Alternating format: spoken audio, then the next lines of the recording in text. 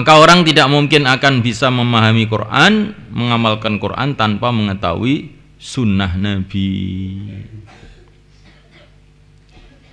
Dan orang tidak akan faham sunnah Nabi kalau dia tidak faham kehidupan sahabat. Karena para sahabat adalah santri-santri pertama dari baginda Nabi. Mereka lah orang yang paling faham mengenai sunnah Nabi, yaitu para sahabat. Kalau orang tidak tahu hayatus sahabah, kehidupan sahabat, bagaimana pula dia akan mengamalkan sunnah Nabi? Dan orang tidak akan memahami kehidupan para sahabat kalau mereka tidak senantiasa berkumpul dengan para ulama-ulama yang ahlinya.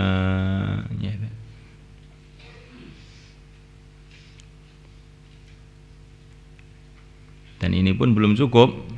Di samping kumpul dengan ulama-ulama yang ahlinya, kita ini harus membuat suasana yang baik, baru kita akan faham Al-Quran. Suasana yang sesuai dengan Al-Quran. Pelajaran kedokteran tidak akan bisa difahami kecuali dalam suasana kedokteran, di rumah sakit, di laboratorium, di fakultas kedokteran. Begitu juga pelajaran pertanian tidak akan bisa difahami dengan baik kecuali bila ada suasana pertanian. Tiap hari belajar pertanian tapi nggak ada sawah sama sekali, hidupnya di tengah-tengah padang pasir kering kerontang. Bagaimana pula dia akan bisa maju dalam ilmu pertanian? Begitu juga ilmu peternakan tidak akan bisa difahami dengan baik kecuali dalam suasana peternakan. Tapi kalau nggak ada ternaknya sama sekali, bagaimana pula ilmu peternakan bisa difahami? Begitu juga agama, bagaimana pula bisa difahami kalau tidak dalam suasana yang benar? Suasana kehidupan Nabi, suasana perjuangan Nabi, suasana dakwah, ibadah, taklim. Suasana ini penting untuk memahami sesuatu, perlu suasana. Maka sekarang ini ahlul batil usaha bagaimana umat Islam ini belajar agama tapi bukan dalam suasana agama, sehingga akhirnya tidak paham agama itu.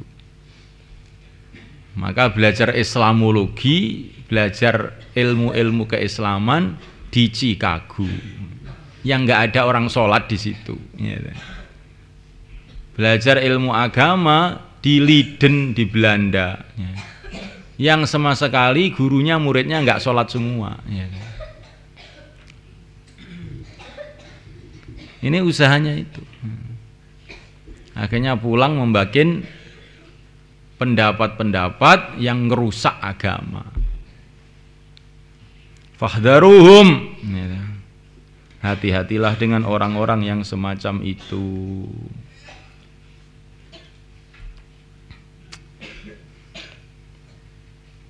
Masya Allah.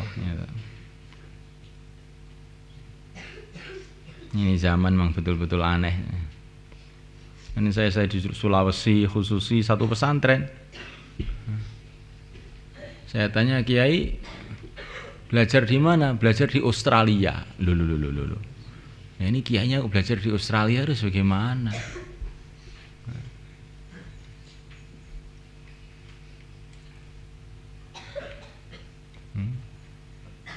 Ini sama kalau ada orang cerita, kamu belajar teknik di mana? Di tengah-tengah Irian Jaya sana, ya, di hutan belantara Irian Jaya sana, saya belajar teknologi. Kira-kira lucu apa enggak orang-orang? Ya. Ini orang waras apa orang gila? Ya. Kamu belajar bikin pesawat terbang di mana? Di puncak Gunung Lawu. Ya.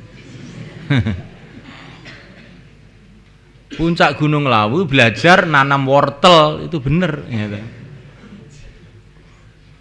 Belajar bikin pesawat terbang di puncak Gunung Lawu ini mesti orang gila.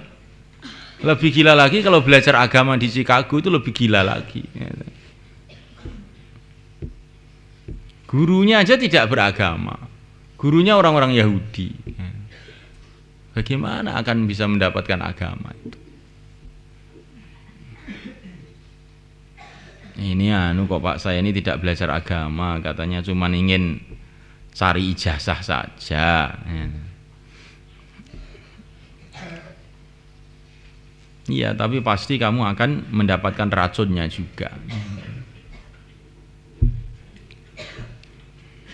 Orang itu baru anil mar'i la tas'al wasal an qarinihi fa innal qarina bil muqarani yaqtadi. Orang itu amalannya, pikirannya itu mesti sesuai dengan temannya. Wala tashabil arda fatarda ma'ar rodi.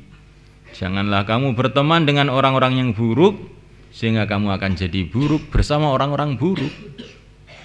Wala tashabil arda fatarda ma'ar rodi. Almar'u ala dini khalilihi, kata Nabi. Fal yangdur ahadukum man yukhalil. Orang itu amalannya, agamanya menurut temannya. Hendaklah kamu berpikir kamu mau berteman dengan siapa. Orang kok temannya nakal, wis mesti nakal. Dan itu macam hidungnya itu bau saja, itu tahu aja itu. Ini santri-santri yang nakal saya lihat itu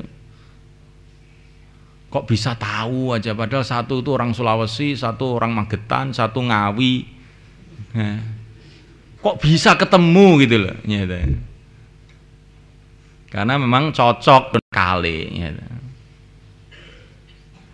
Nah ini, maka ini kita ini harus hati-hati cari teman itu. Selagi orang tidak berani memutuskan hubungan dengan teman-teman yang buruk, dia tidak akan pernah bisa jadi baik. Kamu baca toh ceritanya orang yang sudah membunuh orang 99 itu. Maka dinasihati oleh seorang ulama, kamu tidak akan bisa baik kecuali kamu pindah ke kampung yang baik itu. Akhirnya dia pergi kampung yang baik, di tengah perjalanan dia mati, ya. Akhirnya dihitung oleh Allah sebagai orang-orang baik. Jadi cari teman yang baik itu penting. Kalau dakwah kepada semua orang, sampai orang kafir pun dakwah, kita dakwai. Tapi kalau berteman hanya dengan orang-orang yang baik.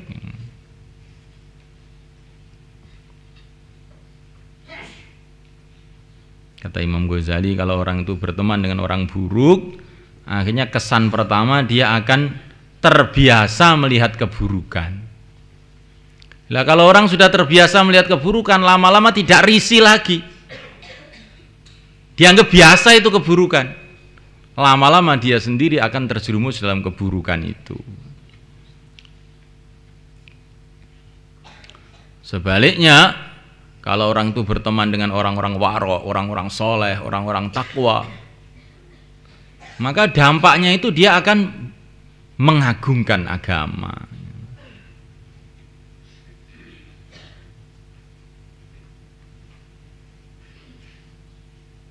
Maka dalam Ihya itu bagaimana ulama-ulama dulu itu kalau sudah loyo maka dia berziarah kepada ulama-ulama yang amalannya kuat-kuat.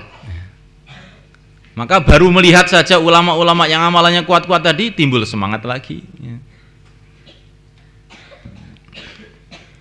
Tiap hari, tiap bulan khatam Quran sekali, perasaannya sudah bagus. Nanti ziarah ke ulama-ulama yang tiap hari khatam Quran. Maka jadi tambah semangat lagi. Oh, ternyata belum apa-apa saya ini. Timbul semangat lagi. Tapi kalau kamu silaturahim hanya kepada orang-orang yang nggak pernah baca Quran, hanya perasaan kamu sudah paling hebat, sudah jadi wali. Nah ini yang bahaya seperti itu. Jangan berteman dengan orang-orang yang lemah amalannya.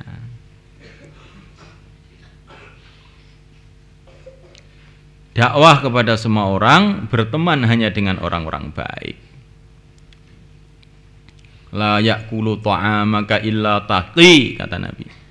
Jangan sampai makan makanan kamu itu kecuali orang takwa.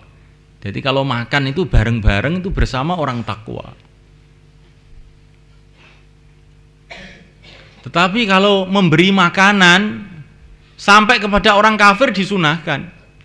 Wa yut'imuna at-ta'ama 'ala hubbihi miskinan wa yatiman wa asira. Asira itu tawanan-tawanan itu orang kafir. Jadi berbuat baik sampai pada orang kafir pun diperintahkan kasih makan. Tapi kalau makan bersama hanya dengan orang takwa. Jadi berakrab-akraban itu hanya dengan orang takwa. Tapi kalau berbuat baik kepada semua orang, asalkan tidak mendatangkan mudarat kepada agama.